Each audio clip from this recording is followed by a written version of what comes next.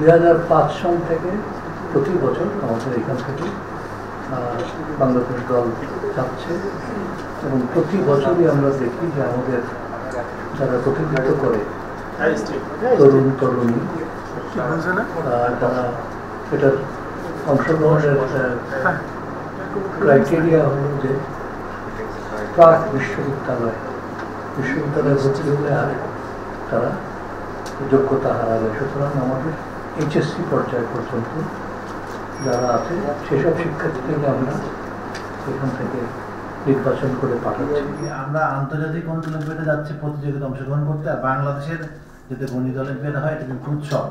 এটা আমি সবসময় বলি, আমরা সবসময় বলি এবং ওনারাও বলেন এটা কিন্তু উৎসবে পরিণত হয়েছে। এটা শিক্ষার্থীদের মাঝে, ছাত্রছাত্রীদের মাঝে আজকে অত্যন্ত জনপ্রিয় একটি প্রতিযোগিতা এবং সেটা ঠিক প্রতিযোগিতা বলা যাবে না। যে একটু আগে কিছুক্ষণ আগে মনীষ সাহেব বলেছেন যে এটা আসলে এমন এক পরীক্ষা যে পরীক্ষায় অংশগ্রহণ করতে না পারলে সবাই আর কান্নাকাটি করে।